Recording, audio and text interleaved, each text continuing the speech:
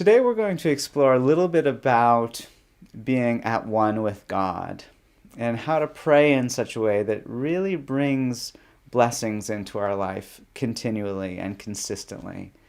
And if you think about being at one with God or life or love, this is, I think, the core of what spirituality is all about. I know a lot of people come from different backgrounds in terms of spirituality or religion, but I think whether you're from an Eastern tradition or a Western tradition, I think being at one with life, I think, is something that resonates. I just saw a commercial about a Buddhist asking a hot dog vendor, can you make me one with everything?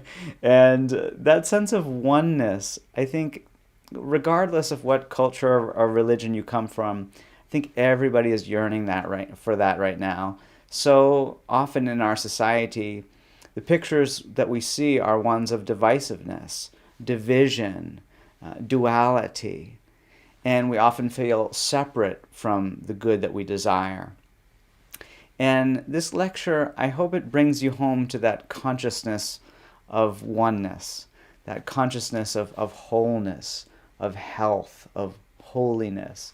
And interestingly, if you look in a dictionary at words like whole and wholesome and holy and health, they often come from a root that means something like whole or unified or united. And if you think of prayer, what is prayer really about? I think it's about finding our oneness, our unity with life, with God. There's this beautiful, ubiquitous symbol of prayer that people have all around the world. It's someone down on their knees, their eyes are closed, and their hands are folded. And even though there's variations to that symbol, I think that image really tells us something about what prayer is and what prayer is after. What does it represent to be down on one's knees? I think that's about humility. It's about recognizing that as a mortal, as an individual mind or psyche, we don't create life. Often we walk around thinking that we're self-created. But if we just step back for a moment, there's something creating and sustaining this moment, isn't it? We could call it life. And we all belong to this same life, you could say.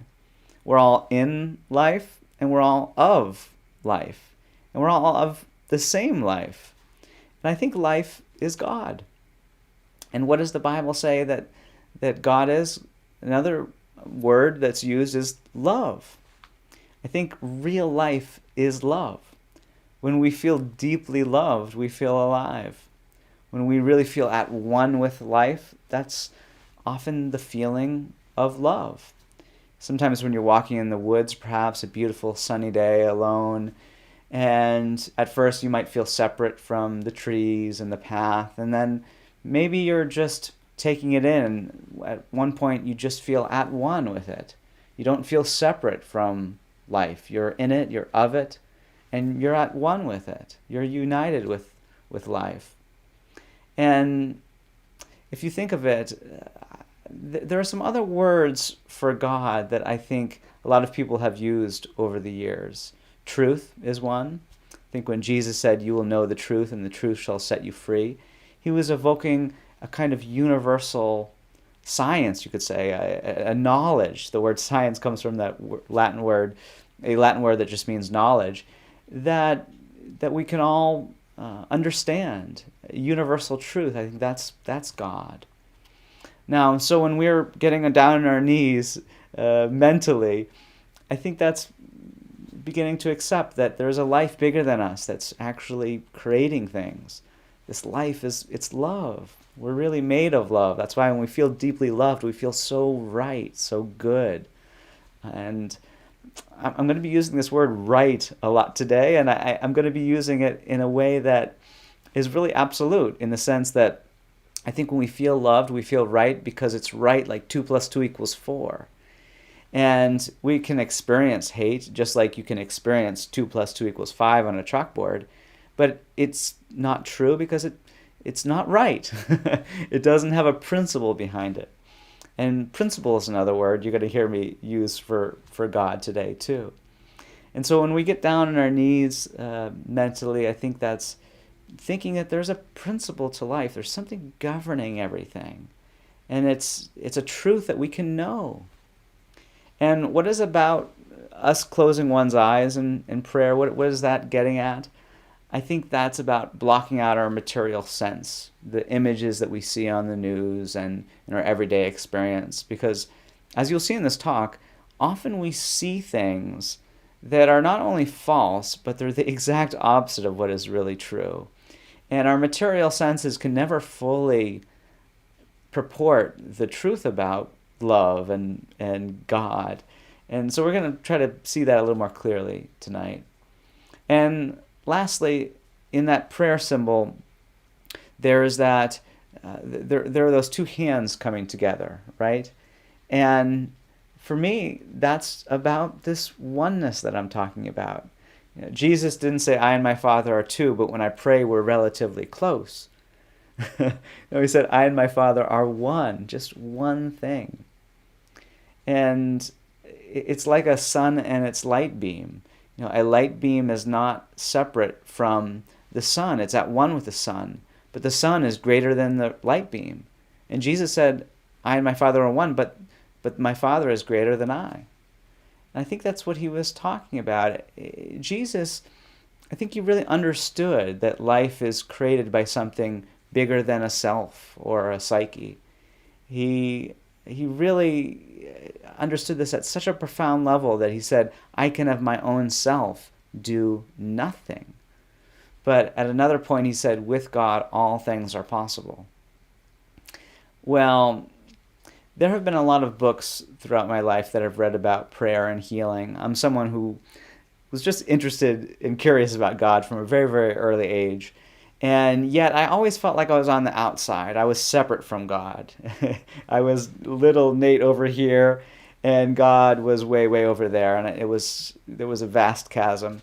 And I thought that some people had a gift of Christianity or healing or an ability to feel at one with God, and it was often like a birthright kind of thing. I had a friend who lived a couple of doors down from me, and his name was also Nate, and he was a son of a Baptist minister, and he had this lovely family, and they seemed to always have these wonderful miracles happening in their home, and I just felt like I was a bit separate from that. My family was rather secular, and even though when I prayed at night I had some wonderful experiences, I always felt like, well, I don't have it like other people have it.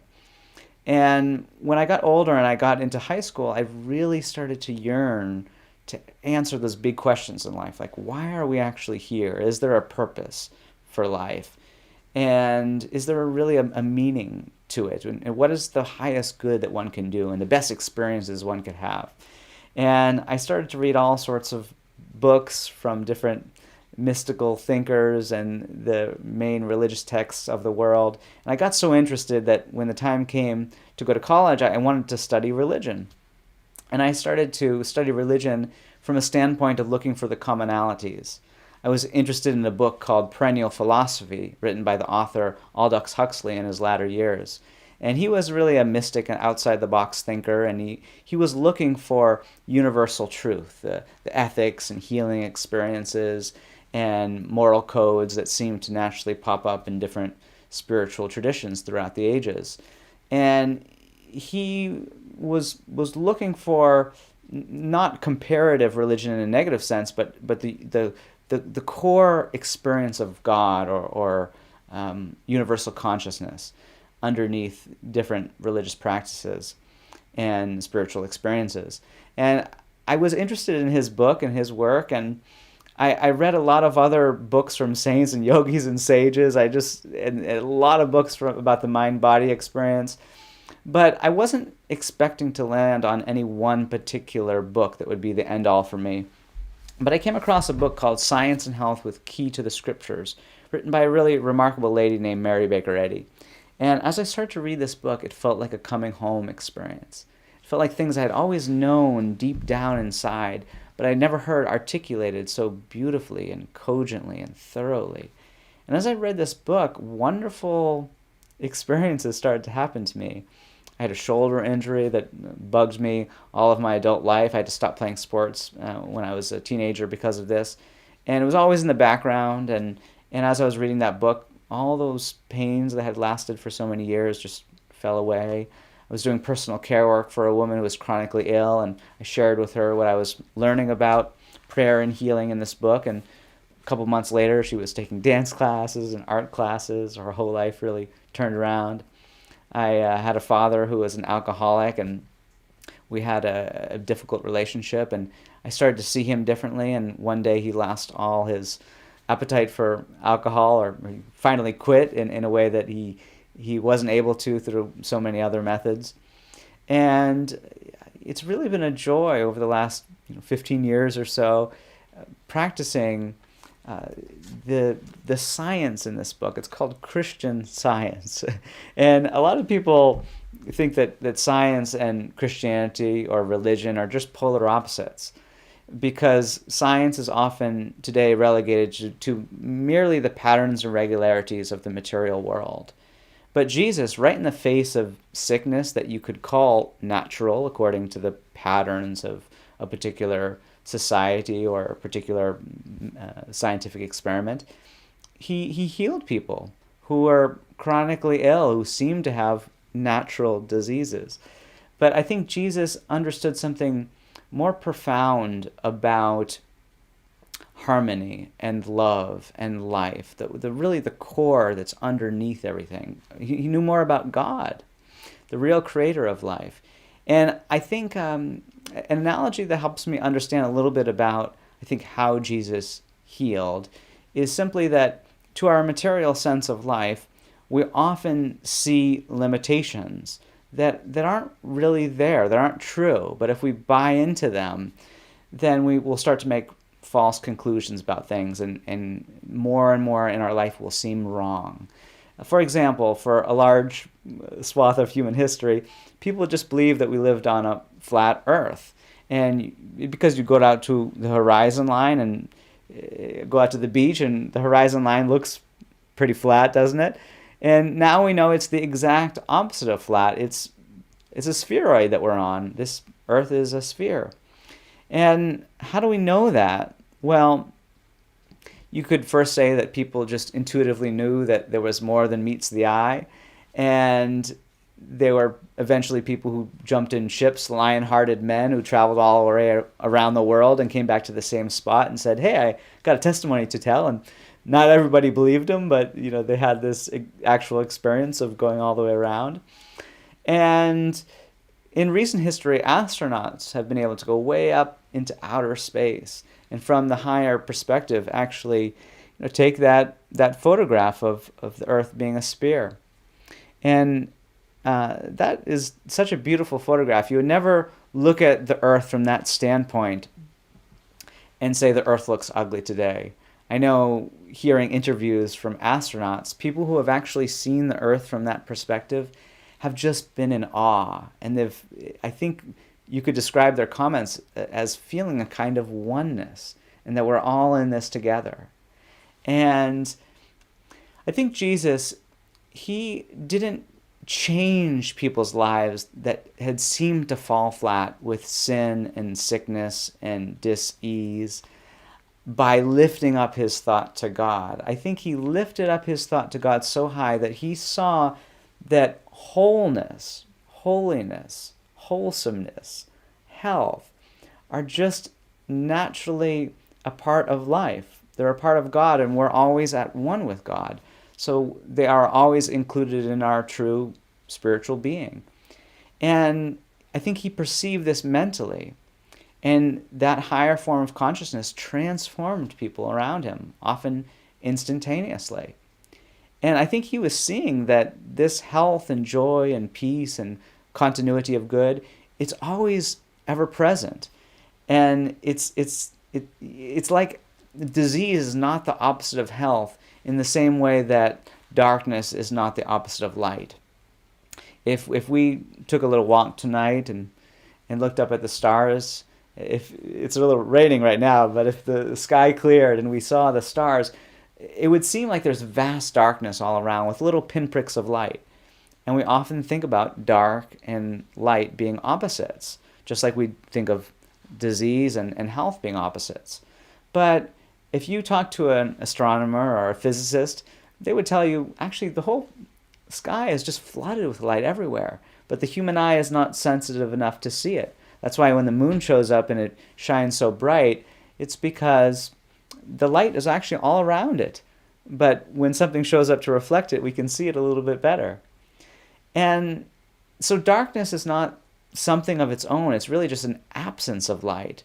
And it's often our inability to see light, to be sensitive enough to light in a certain circumstance. Now, I think Jesus, he was so sensitive to love, to health, to joy, to the qualities of God, that he was able to perceive them in situations where everyday humans caught up in theories of limitation and materialism were not able to. And when I started reading this book in college, I started to learn a lot about how that we can have that same mind that was also in Christ Jesus. I don't think Jesus saw people so different than he saw himself. Jesus said he was the light of the world, but he also said to his disciples, to people he was teaching, that they too were the light of the world. And Jesus, of course, went around helping and healing people, but he said to these disciples that you're going to do the things that I did and even greater. And I think he was talking about collectively there. But I think he saw their ability to know the truth was the same as his, and that they too are at one with God, that we too are at one with God. Well, this book, Science and Health, it really starts off with a profound sentence about prayer. And it's one that I've thought deeply about over the years. And I'm just going to read it to you because you're going to catch highlights of it as we move throughout this talk. And you'll hopefully understand it a little bit better by the end. What it says is, the prayer that reforms the sinner and heals the sick is an absolute faith that all things are possible to God, a spiritual understanding of him, and unselfed love. An unselfed love. Now, how can we have an absolute faith that all things are possible to God? It seems to be asking a lot to have an absolute faith in God. But, if you think about it, how do you have an absolute faith that the earth is a sphere and not flat? You could say, as I walk through my everyday life, the earth seems flat all the time. And frankly, it seems a little weird that some people are standing upright on one side of the earth and they're going the opposite way on the other side of the earth. That seems a little bit kind of crazy. And you might think, well, it's just what I see to my material senses all the time, that the earth appears flat or maybe a little bumpy, but not a spheroid. Well, that's just from our little myopic, you could call, human perspective on things. And yet, if we get a higher, more heavenly view, we would see that that is just false. And once you get that higher view, you recognize that only one of those things are true, that the earth is a sphere or the earth is flat. Only one perspective is true. And if you're going to navigate through life, like with a GPS, for example, that GPS would need to calculate from the standpoint that the earth is 100% a sphere.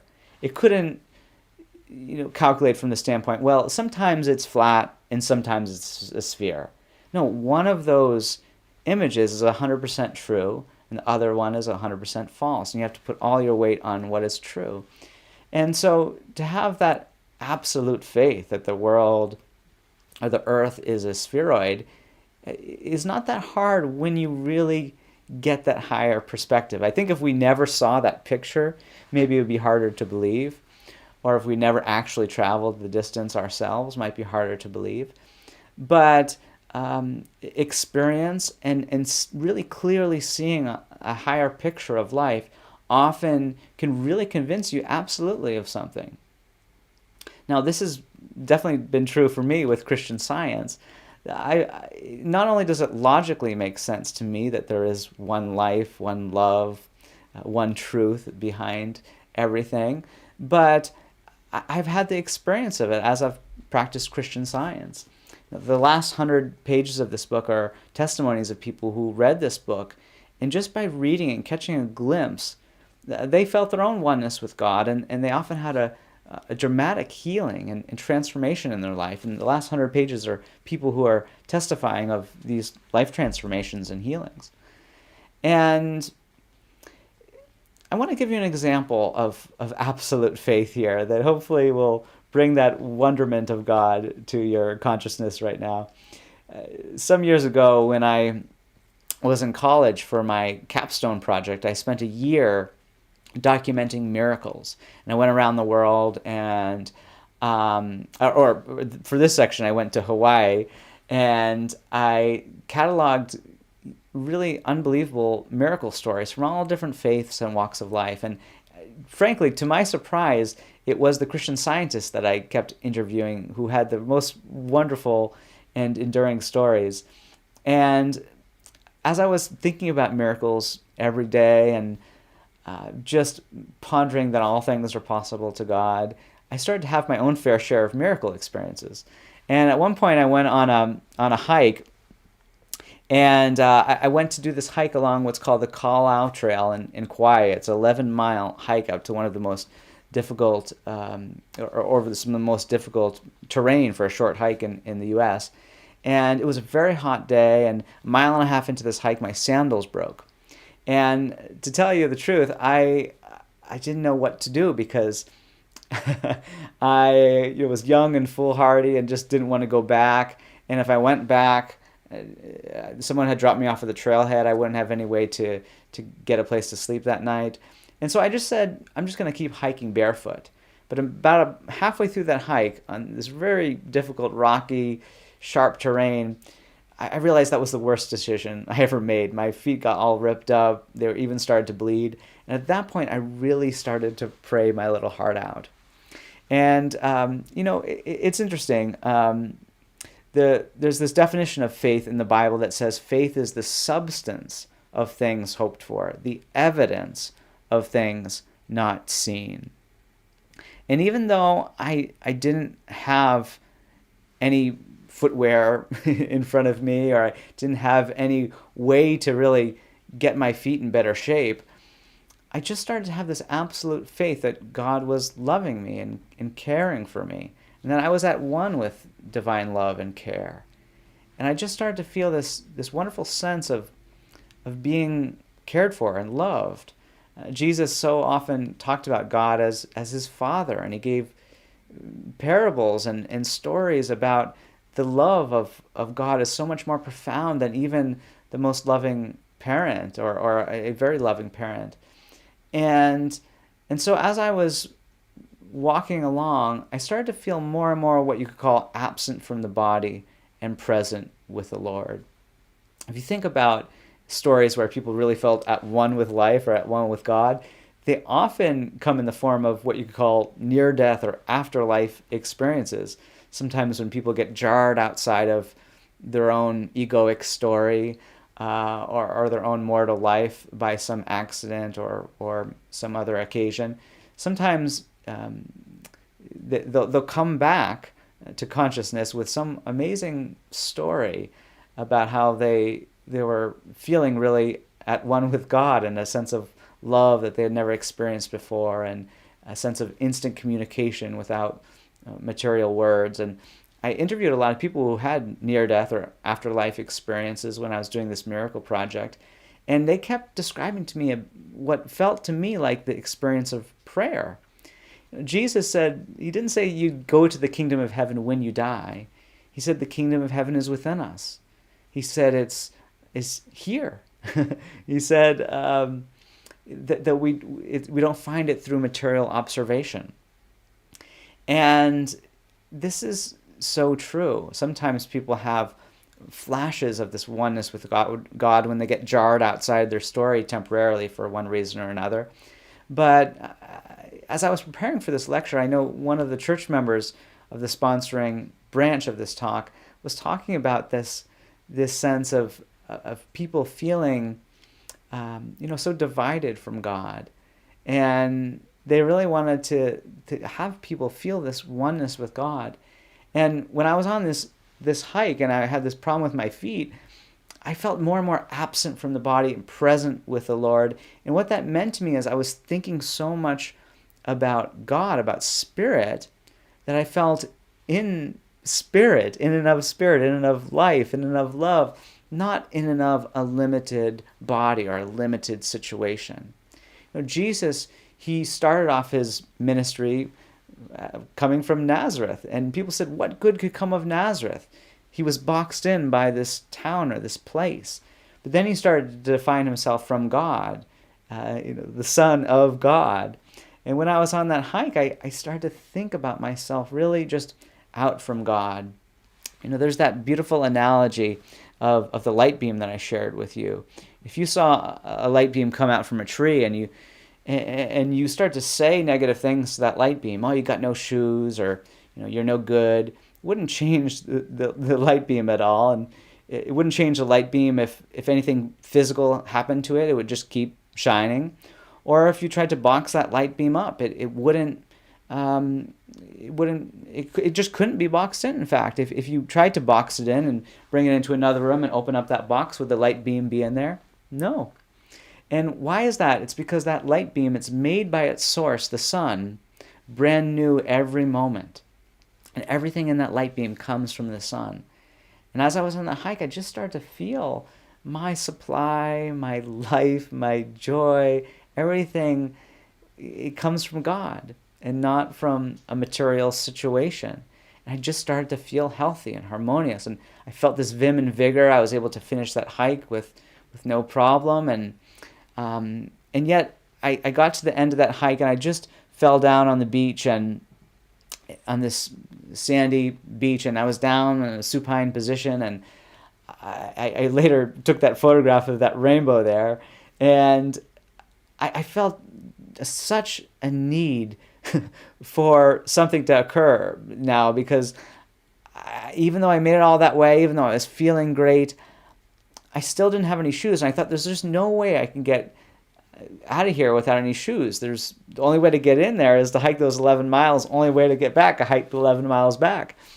And as I prayed, I just remember the sunshine on my face as I was lying down there, and it just was warming me up. And I just started to think, all things are possible to God. All things.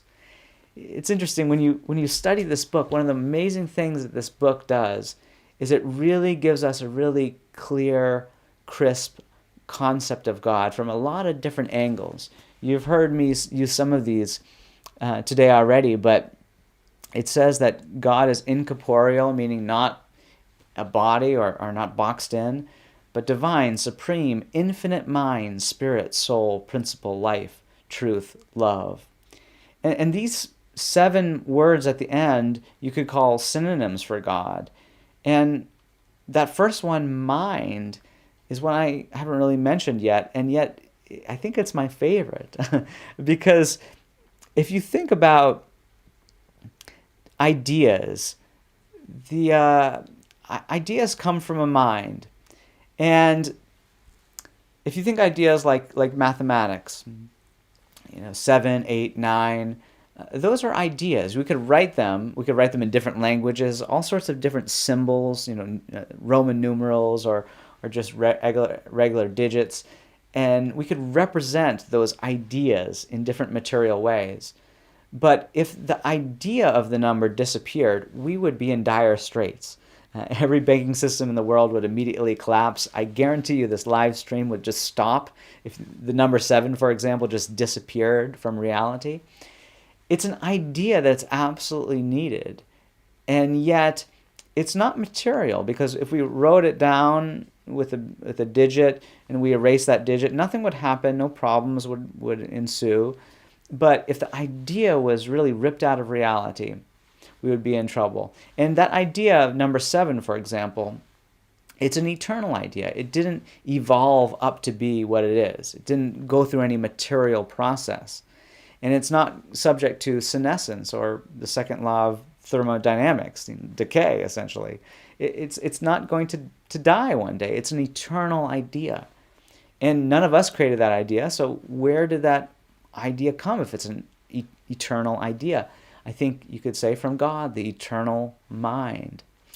And I really think a lot about this idea of God being this universal mind, this universal intelligence. And when you dream at night, it seems like things are physical and there's limitations. But when you wake up, you realize that that whole scenario and your concept of body within it, because you're usually seeing things, you're usually walking around in a dream.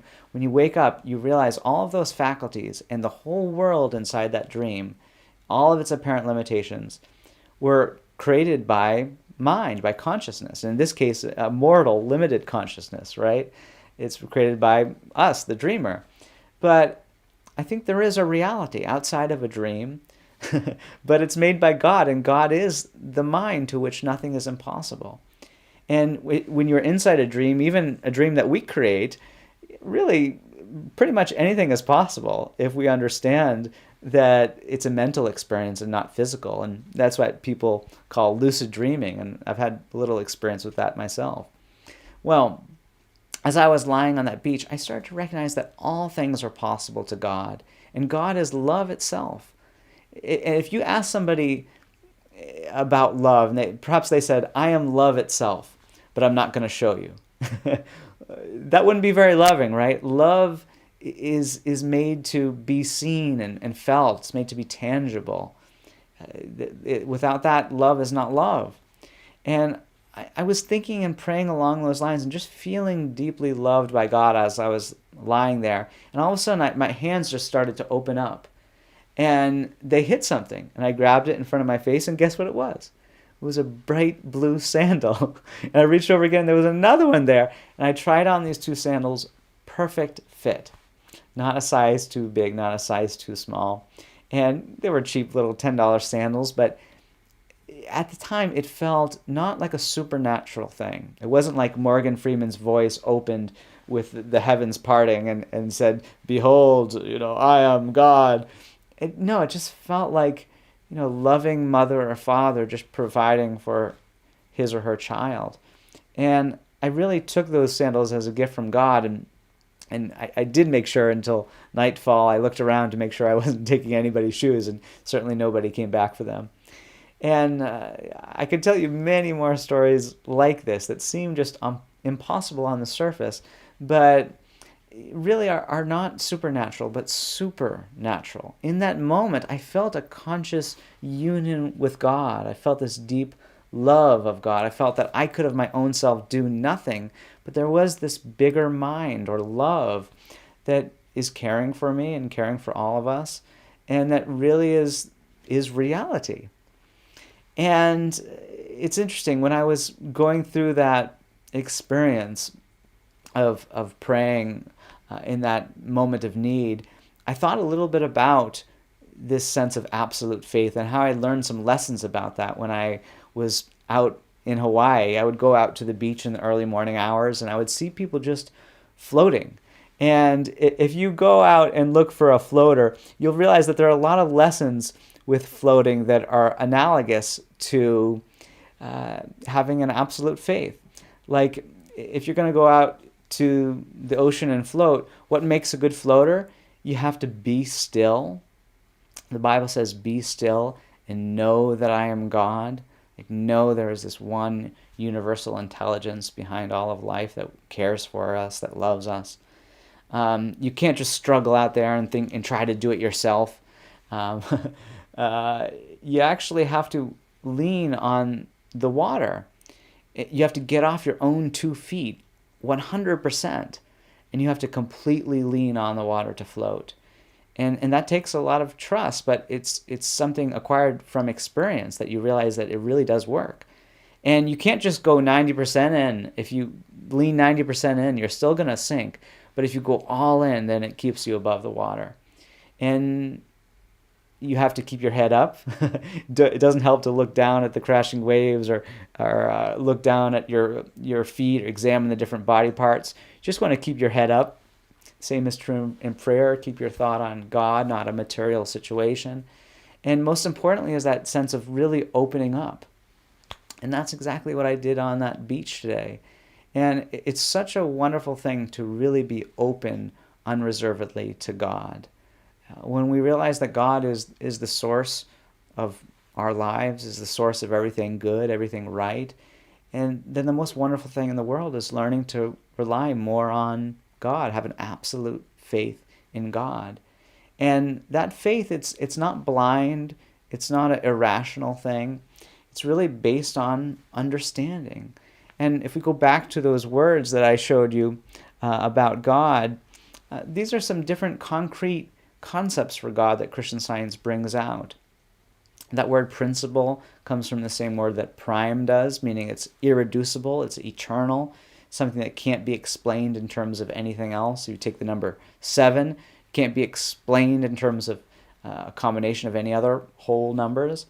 And to have a principle of life that's really needed in every explanation of life, there has to be what you could call a first principle. You hear engineers and philosophers talk about this. If you think about it, you can't describe one thing in terms of another forever. You eventually have to say something just is. Like if you're being guided through life by the theory of materialism, a matter-based view of life would say, well, what are we? We're a physical body. We don't have a body like we normally think, which I think is true. A body is, we're the embodiment of something. A body is the way we think and perceive our identity. Just like when you dream, you have a sense of body to some degree. In a dream, you're walking, you're seeing, you have a sense of identity that's captured in a body. But if you think about the theory of materialism, it says that we are a body. Well, if we are a body, what's a physical body made up of? It's made up of organ systems. Organ systems are made up of organs. Organs are made up of cells, and cells of molecules. Molecules, you go all the way down, you eventually get to atoms. And when the physicists first looked at that atom, I think that they thought, well, this is what I can explain everything, all of life from, right? And I think some of them probably imagined if they looked inside that atom, they would see just this amazing world of life just beaming, this fundamental life. And yet when they looked inside that atom, it turned out that it was 99.99999, many nines, empty space. Biblical vernacular, you could say, Adam, where art thou? If you didn't catch that, the Bible, the very first chapter of the Bible has this beautiful poem about God and us, and it says that God made everything, behold, it was very good, and we're the image and likeness of God, and there's no evil and no discord, no opposition to good in that chapter. I think it really is a beautiful depiction of the oneness of good, of love, of life. And yet in the second chapter it says a mist comes up from the earth, and what does a mist do? It obscures things. You can't really see what's going on with a mist in front of you. And from this misty perspective, all of a sudden we get a distorted view of God, of life, of creation. And this capricious, dualistic God, both what appears to be material and spiritual, creates Atom, the first man, who seems to be both material and spiritual. And this Atom man, first thing he does is he falls asleep, and he dreams that woman was created to serve him. He must have been dreaming. And then his kids, his progeny, start to fight against each other because they think that life is in matter. And this idea of this atom man, it's a hollow, empty idea, just like the atom of today that physicists look at. It's an empty concept when you really look at it up closely. But so if you're describing all of life in terms of atoms, that's emptiness, right? It's an empty concept. Well, I think that Christian Science really shows us a very concrete, full, substantial concept of life. It gives us that substance of things hoped for, that real faith and trust in life that brings out the best. And what's interesting is that Mary Baker Eddy, the author of Science and Health, she wrote this little line, because often people will wonder, well, if God is all and God is good, what about evil? Where does evil come from? Where do the difficult things in life come from? She said, it is our ignorance of God, the divine principle, which produces apparent discord, and the right understanding of Him restores harmony. Just love that. Right understanding of Him restores harmony. And just to substantiate that claim, to really bring it to life, just wanted to share with you a little concatenation of experiences that a friend of mine had. This friend was new to Christian Science, and we were both looking for apartments one time at the same time period. And we ended up finding a place we really loved, and it turned out that we didn't even know we ended up moving right next to each other. And we were both going through difficult breakups at the time. And in a rather uninspired moment, I said to him something like, you should probably just try to win your girlfriend back, and you guys can probably work it out. And he said, Nate, I think I need to read that book that you gave me. I think the answers are in there. And he started to read this book. And I think what he started to discover for himself was that love is so much more than just some emotion we feel when we're around another person that we like. But that love is life. Love is the substance of everything. Love is God. And that He was like a light beam of God, the very expression of love. And instead of trying to get love from one little person, He started to give it away. He started to give it away. Jesus talked about, if we lose our life, we'll find it. And it seems paradoxical at first, but it's because you're looking at life in terms of matter. But if we're looking at it in terms of spiritual qualities, if life is love, and we're made up of love, and we're designed to shine love, well, as we give love away, that's what we're designed to do. It feels good. It feels right. And the more that we do it, the healthier and more wholesome we'll feel. And we'll feel more at one with life, with love. And that's what my friend did. And he was able to get through that very difficult breakup with a real measure of grace.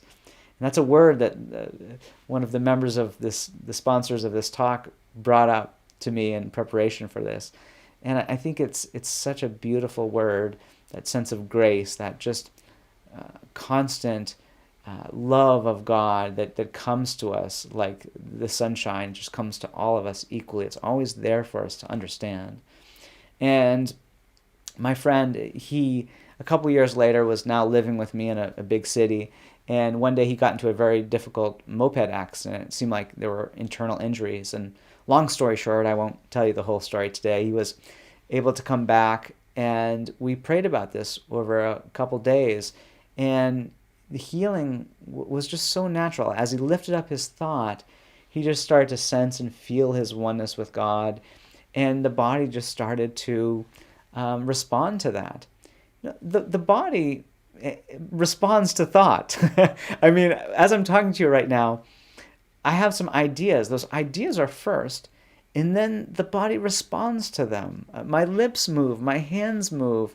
If you looked inside my brain, it would be lighting up in certain places when I have certain thoughts. But the brain or body doesn't create consciousness or thought. It's the expression of it. It's the other way around. Material life often represents things in the exact opposite of how they actually are. And Christian Science so beautifully shows us how thought is primary. It comes from God, the divine mind, which is the principle of existence. It can't be explained in terms of anything else, because it's the one thing that just is.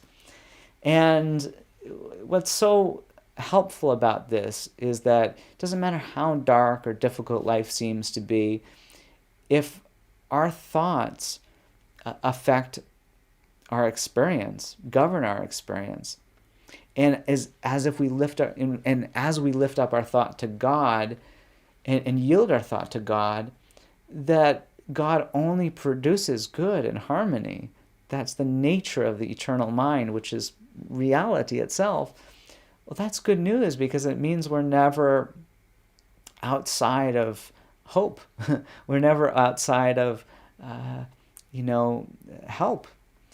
I can even say today, I was really feeling ill today to the point where I started to think, do I need to call somebody to sub for me for this lecture, or do I need to postpone? And a thought came to me that was very helpful, that it was thinking about perfect love. The Bible says perfect love casts out fear, and it implies that this love really can heal and rejuvenate us. And I started to think that the only love there really is perfect. It's God. God is love. Every other love might be a faint reflection of that, maybe a beautiful reflection of God. But all love really is perfect love, because love is just one thing. It's God, and it's perfect. And Jesus said, be perfect, even as your Father in heaven is perfect. We don't have imperfect math. Like, math is perfect. It's like 2 + 2 = 4. It's true always, forever, for all people.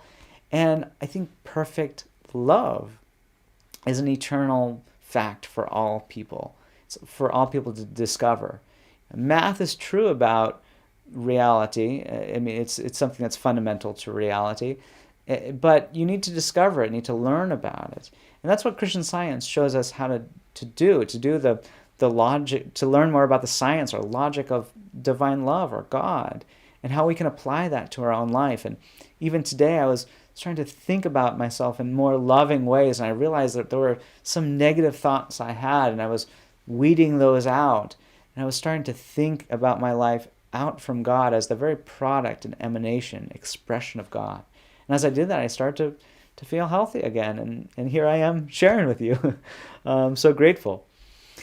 Well, often people think that material incidents are substantial.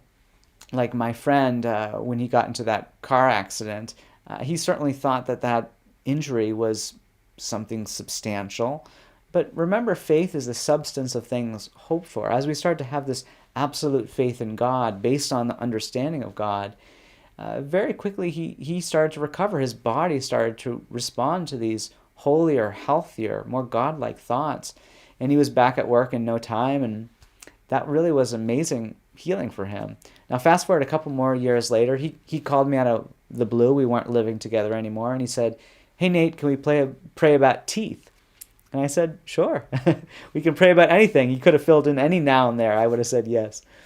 Prayer is really getting a more godly perspective. It doesn't matter where that perspective is being pointed at in our life.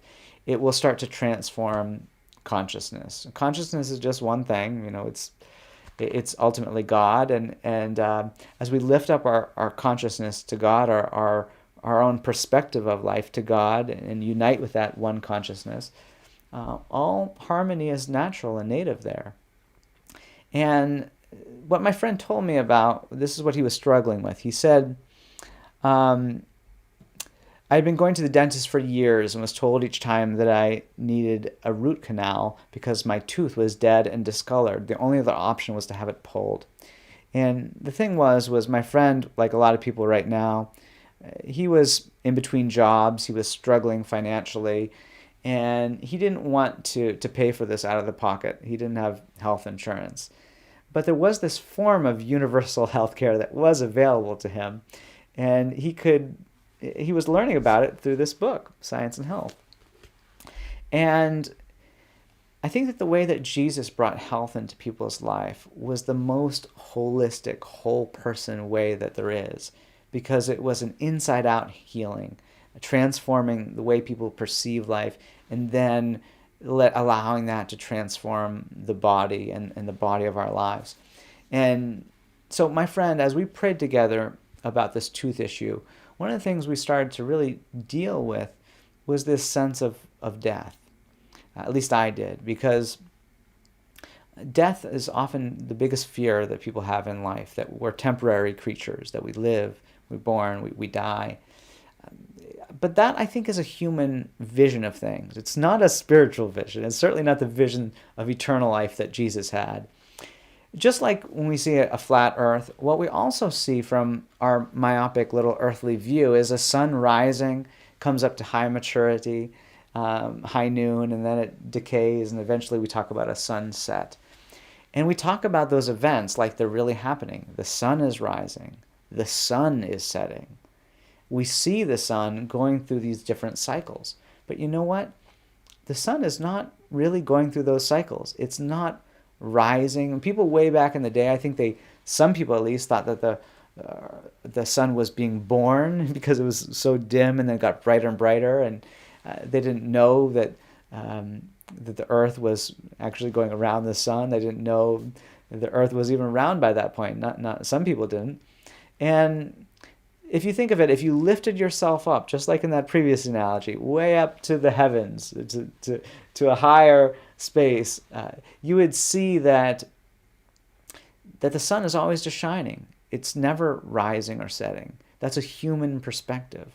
And I think ultimately, even though it seems like we're all, we're all born, we all grow up, we all get older, and we see everyone seem to pass on at some point, I think that's a human vision. Even when you talk to people who have had near-death experiences, they talk about a continuity of life. They usually talk about the goodness of life, their oneness with love. And so as I was praying about my friend's tooth issue, that word death, I didn't think of it as the opposite of life, like something he's going in and out of. Okay, he had a live tooth and now it's a dead tooth. It's the opposite. It's bad. I wasn't thinking that as substance. Jesus, when Jesus died, it seemed like such an influential image to his disciples that they literally stopped following his teachings. They went back to their old jobs and fished. And then when Jesus showed up to them and really proved something about eternal life, that's what changed all of human history. Imagine if someone came around today and they made such an influence. We said, okay, calendars back to zero. That's what we did with Jesus. And it's because I think he showed eternal life, what the Bible calls the last enemy. And really his whole life, his whole teachings, when you see it clearly from the lens of Christian Science, everything that's about eternality or eternal life. Well, so as I was praying for my friend, I didn't see any substance in this image of death. That wasn't influential to me. I started to think about what's substantial about him and that he was made up of life. Jesus said he came to bring life and life more abundantly. And I started to think that everything in him is life. Everything that he was of was life. And just like that light beam analogy, he was brand new every moment. That's why if you put your hand up to a light beam for a long time, take it down, it's just shining again because it's brand new every moment right out from the sun. And without going into the physics of it, you could say that the sun creates that light beam as its very own expression, brand new every moment continuously without lapse. And there's this beautiful chapter in the Bible right at the end, Revelation 21, where it says, "Behold, I, God, make all things new." And just to feel that in prayer was a wonderful thing that night. I was just beholding my friend as this beautiful idea of God, eternal, but at the same time there was this ever newness and freshness about him. And only that term life applied to him. He was at one with God. He couldn't be, he wasn't never at one or in and of death. That wasn't the opposite of life. And I started to become more and more sensitive to everything about him was alive because it comes from God. He comes from God. And as I did that, I started to feel that wonderful, sublime, numinous peace that often accompanies our prayers. And what happened next was just lovely. My friend wrote this up. He said, "The day after we spoke and prayed about it, I went into the dentist, and he and all the nurses were baffled. They looked at the x-ray from before, the ones taken that day. They looked into my mouth. They said that the tooth looked perfectly healthy, and I was fine. Nothing further was needed. They said that they had never seen anything like it before in all their years of dentistry." Well, again, not supernatural, supernatural, most natural thing in the world. Well, I want to tell you a little bit about Mary Baker Eddy. Everything I've been sharing today about healing comes right out from the life and teachings of Mary Baker Eddy. And I should remind you, as I share a few notes about her and how her life affected others, you're welcome to type in a question here. I haven't seen many questions come in. So if you'd like to type in a question about healing or anything you've heard today about God or about anything that you're struggling with, I'd love to try to answer your question. So Mary Baker Eddy, she was someone who really understood that God is the source of all right and enduring ideas. When she was a young girl, she recounted that even a philosophy professor, or maybe just a professor who was teaching a philosophical point, asked her about, well, what is gone if you take an orange away? If you take the peel and one part after another part until it's all the way gone, what's left? And she said it's the idea of the orange. And I think she understood it was something always kind of brewing in the background of her life, this idea of eternal ideas existing. And you can see how valuable an idea like a number is. Like I mentioned, you take number 7 out of reality. Not even number 7, take a random one like 1,643. We don't think about it very often, but if you plucked that number out of reality, I guarantee you this live stream also would just stop working. It's totally needed to a reality. And yet, I think we're more valuable than numbers. Jesus talked about how we're so valuable and known by God. And Mary Baker Eddy, she really started to see individuals in the light of God as beautiful, eternal, spiritual ideas. And there are amazing books written about her. If you pick up one like this one called Christian Healer, there's an amplified edition to this book, and this book catalogs over 300 healings that came about through Mary Baker Eddy's prayers. There's an index at the back of this book that if you open it up, you can actually go to healings. And if you just read down them, it's just, everything you can imagine almost. She healed animals, adultery, abscess eye, assassin with a gun, bird's broken leg, blindness, bowel stoppage, broken limbs, bully at school. And I'm just going through the A's and B's here. It's just extraordinary when you read this book about all the different healing that ensued and flowed from her prayers. And I think she saw what she discovered was a discovery for the ages, really. I like to think about it in terms of if there was a musician and the world didn't know anything about the science of music, and they were just this amazing musician, and perhaps they played in such a way that just brought people a wonderful sense of harmony. And yet, if one day they said, I've discovered the science of music, it's so much more important than my own compositions, because there are these eternal relationships between the notes. Once you understand them, eventually you can read sheet music, and you could play any song in the world. Music is not just a gift, it's something that can be learned. There's a science to it. If a musician had that experience, they would feel like that discovery was so much more important than any of their personal accolades.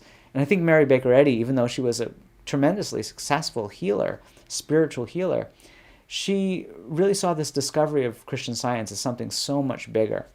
And if you study the history of spirituality and spiritual healing, there have been many intuitive healers in all different ages, on many different religious traditions. But I don't think that there's any spiritual tradition like Christian Science. Over the last 150 years, people all around the world have become successful healers, and in the laboratory of their own lives have been able to demonstrate this science with a real measure of consistency, and it's brought a heightened sense of joy and peace and wonderment to people's lives all around the world. Well, one of the things I love to read about is how Mary Baker Eddy's life affected others, because it wasn't in a way of personal worship. In fact, the very opposite. She said to a particular student one time that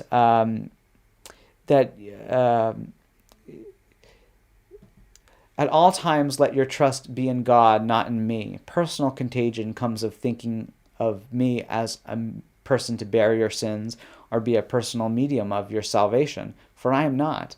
All that I do for you is by means of my pen and teachings. I can do nothing more. And she really saw that personality worship, which comes in our lives often as celebrity worship. We often worship the people who are pretending to be different characters, actors, and that kind of worship can be a little bit destructive because it might devalue our own worth. Like every number in the number system, it has its niche, it has its uniqueness, it has its needed spot. And often in the history of spiritual traditions, somebody who has become a healer often is worshipped or celebrated as something unusual or like they have a gift. And yet Mary Baker Eddy always pushed it, tried to inspire people and bring the best out of people, but not get them addicted to her personality. Now, there was a woman named Harriet O'Brien who was alive when Mary Baker Eddy was. Mary Baker Eddy, parenthetically, was alive from 1821 till 1910. She lived most of her life in New England. And Harriet O'Brien, she was someone from Kansas City and had all sorts of problems, health issues. They were so bad. She had chronic heart issues, chronic spine issues. She picked up what's called an iatrogenic ailment, something caused by medical intervention that went awry. And one of her ligaments was severed by accident in a surgery, and she was relegated to a wheelchair. She got so sick that she stopped thinking right. Her motor functions slowed down, and she just felt she was at death's door. In fact, she said she was at the throes of death when she was introduced to Christian Science, and somebody started to pray for her in the light of Christian Science. And very quickly, with a practitioner of Christian Science praying for her, she revived. Her health came back, and it seemed like a miracle. And she then started to think all things are possible to God. Maybe I can even walk again. And after many months of prayer, eventually she started to walk. Now, she became a very successful woman. In fact, she worked personally for Mary Baker Eddy. She eventually advertised as a Christian Science healer and did that for over 50 years. And she said on several occasions she helped people find a life of health who were also at their apparent death door, that they were struggling with some apparent chronic disease, and through Christian Science prayer she was able to help them find health and joy again. Well, I share this story mostly because after Harriet O'Brien was healed, she wanted to meet Mary Baker Eddy.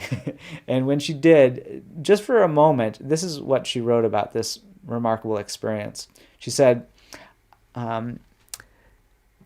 oops, I got the wrong one there. She said, transparency is the word that best expresses my impression of Mrs. Eddy. Instinctively, I felt her great love, and I was conscious that no one I had ever seen loved me as much as she did.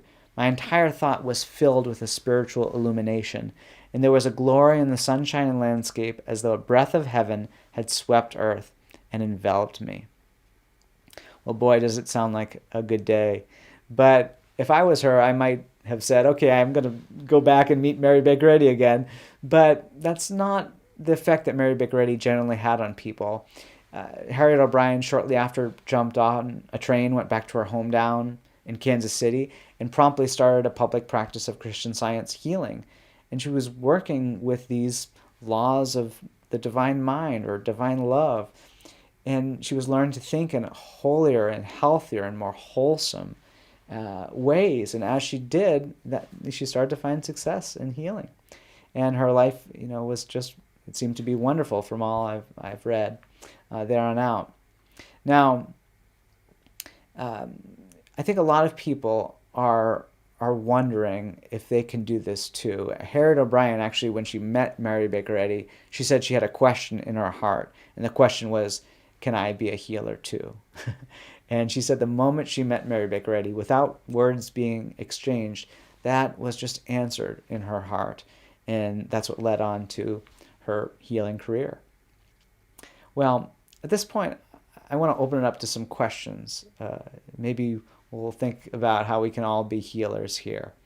So let's see what came in. Just give me a moment here to check. Somebody is talking about what's the difference between the way that Christian Science presents our oneness with God and the way other religions do. Well, often I think a lot of religions in the world and different spiritual practices express what is called today, most in a popular term, non-duality. So when we talk about being at one with life, it's about not being caught in dualism. And that, I would say, is true to Christian Science. But typically non-dualism is about that it's not like there's light and dark and good and bad and health and disease as separate things. They're just different states of the same thing. And most people think that evil exists along with good, and bad exists along with good, and darkness exists along with light.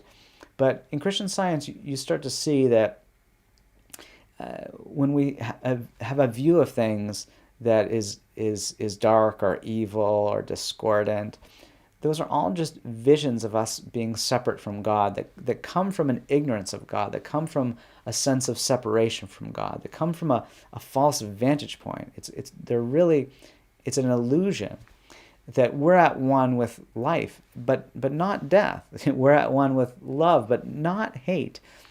If you take hate, for example, hate is this visceral feeling of really being separate. Like, I don't want to have anything to do with that person over there. And yet Jesus, he was so full of love that even when he was crucified, his disciples all rejected him in his darkest hour. They said, I don't even know this guy, because they didn't want to get in trouble.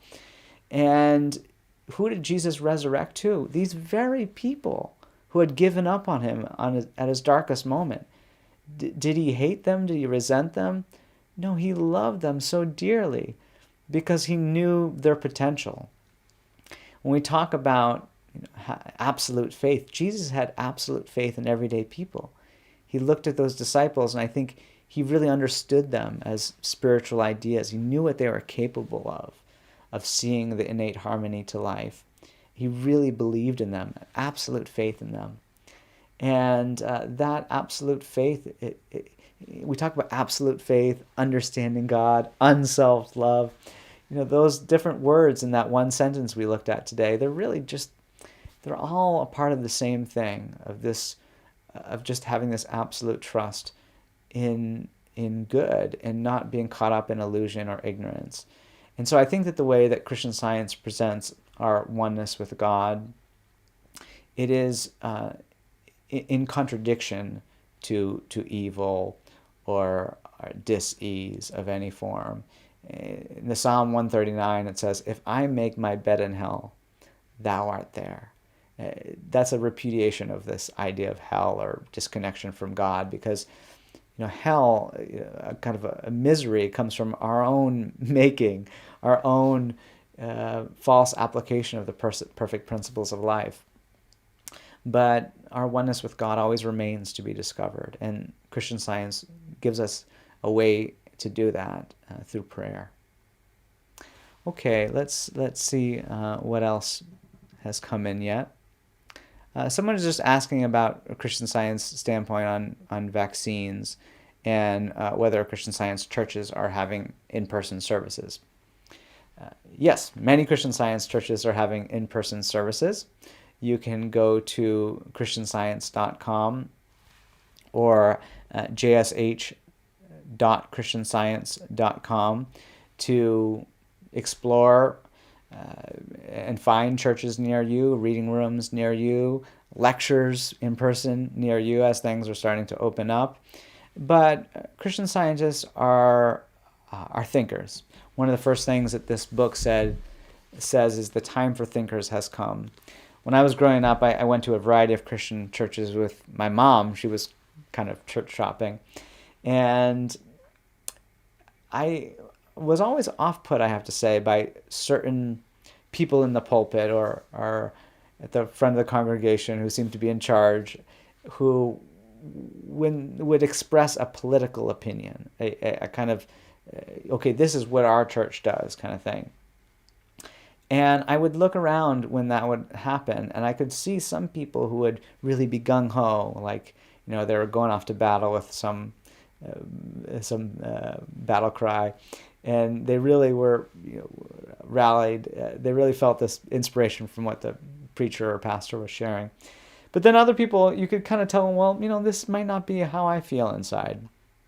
And the Christian Science Church doesn't take any strong political stands, anything like that. They really empower members to think about life spiritually, which often, it's like any good relationship. It often includes compromise. Love makes us humble. It makes us do things for others, lift up others before ourselves. And so Christian Scientists are incredibly good neighbors. They're striving to be so neighborly and charitable and loving. Mary Baker already talked about Christian Scientists being the most law-abiding citizens on earth. So they're really praying about doing what's right. And sometimes that requires compromise. Sometimes that requires also standing up for good ideals. And so I know Christian Scientists have made different they've had different results from their prayers about how to go through this period right now, whether to get vaccinated or not, whether to be out in public or not. But they're really looking for the health and well-being of their communities. That's for sure. And I think a lot of times people know Christian Scientists for what they don't do. They have a kind of false conception. Oh, they're someone who doesn't take vaccines, doesn't go to the doctors. And it's not like that at all. It's about what is our first aid? How do we find the biggest kind of health in our life? And then we're all using temporary things sometimes, like we're all still eating food and wearing shoes and clothes, and so Christian Science talks about emerging out of matter into spirit gently, out of a material standpoint to a spiritual standpoint gently. We do it at our own pace. No one is forcing us to grow in ways we're not comfortable with. And nobody's forcing us into a particular position. We're able to make that on our own. A church isn't forcing us into anything. Okay, and let's see if anything else has come in for questions. I don't see any other questions. If you have any, you can type one in. I might take just one or two more. I can say I was having a conversation recently with someone about Christian Science, and they just really couldn't understand how prayer could affect something on the other side of the world, or if I'm praying for somebody in a different area of the world, how could it affect them? And we're so caught up in this idea that consciousness is local, that I have a mind and it's in my skull, and you have a mind and it's over there and in your skull, and there's so many different ways to start to see how that's erroneous. I mean, one, like I mentioned, the dream scenario, when you dream at night, that illusion also seems to be there, and when you wake up, you realize, okay, the thought was never in the skull of that person walking around in the dream. And there have been a lot of interesting discoveries over the ages. If you study inventions, it's really interesting. A lot of times, major inventions before the internet were discovered all around the world, like all at the same time, in a way that just seemed like really supernatural from the surface appearance, because how could they have known or discovered the same thing? And I think that points to this idea of there being a collective mind. But very practically through prayer, if you study Christian Science, and I think a lot of people who are just spiritually minded have experiences of just knowing things, knowing things that need to be known at the right time. I had a friend once tell me, this was actually a part of this Miracle Story series. I don't think I've ever shared this on a lecture before, but this wonderful story, and There are many like it if you read the Christian Science periodicals. But my friend, her mother was a Christian Science practitioner, and her father was an outdoorsman, and he went to hunt one day, and he would hunt to get food for the family. And he actually lived out where the sponsoring branch is near in the northwest of the United States. And one time this man was out there, and he was hunting, and he got lost. And he his wife, as she was doing her normal things at night and it was getting dark, all of a sudden she was just hit with this intense fear for her husband that just seemed out of the blue. And she just sat down and started to pray for him. And she started to pray about how God's angels were guiding him home.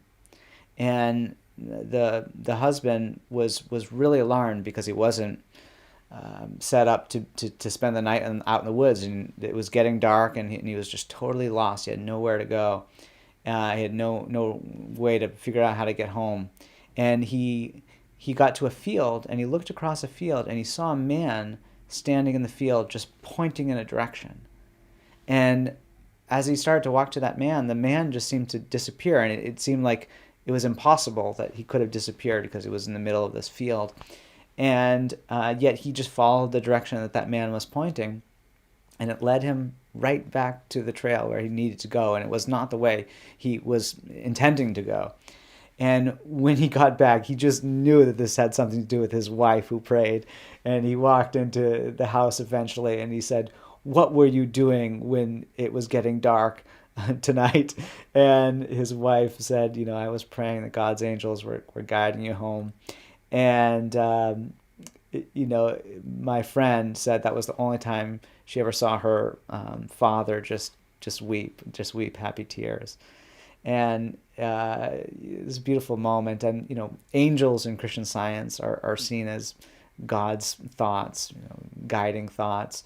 And they can be represented in different ways. Sometimes they come to us in the form of a person. All things are possible to God. But often God's angel messages are just inspirations that come to us. I'm sure many people listening to this talk tonight have felt some angel thought arriving at the door of their consciousness, some thought that's needed just for them. Something I just say in closing here is I think Christian Science is so beautiful because it's really anti-hierarchy. If you go to a Christian Science church, everyone has the same status. There's rotation of readers. It's a lay church. Everyone is valued the same. And you can go to a Wednesday night testimony meeting. People can share their experiences. Everyone's valued. And if you think about it, just like every number in the number system is needed, is vital, I think that we're needed to express God in a unique and beautiful way. And I love that light beam analogy I've been sharing with you today. There's a little bit more to it. If you picture the light beam coming out from the sun, and the light beam shining out, and it hits something like the earth, what does it do to the earth? What does that light beam do? It's designed to light things up. It lights up the earth where there was darkness or a void before. It brings out all the color, the beauty. It provides opportunities for growth with that warmth. It reveals, that light reveals the good that's there. If the light beam said, "I'm not going to shine today beautifully, constantly, right out from my source, brand new every moment, revealing, warming, providing opportunities for growth," well, those light beams don't have that option, really. They have a kismet, a reason for existing, and it's to be the expression of their source. And in this context, it's to be the light of the world. And I think each and every one of us, that we, as God's expressions, are the light of the world. And if you ever put a prism up to a light beam, you'll see that every color is within every beam of light, just like I think every one of us expresses all those different concepts for God. We express spirit, so we're all spiritual here and now. We express soul, so we're all soulful and beautiful. We all express principles, so we're all orderly. That's what's right about us. We all express love, so we're loving. We all express life, and therefore there's really no death in us or decay in our true spiritual being. And to think about those different concepts for God, it can be just so wonderful, such a spiritual adventure. I've traveled all around the world. I love to travel, see new places, learn about new people. But there's no greater adventure than experiencing our oneness with God and finding healing through prayer. So I hope you learned something about that today. Again, a big thanks to the sponsors of this event, First Church of Christ Scientists out in Vancouver, Washington. I hope you hop on their website, check them out. There'll be a replay of this talk on their website. So, to close, I just want to say, God loves you.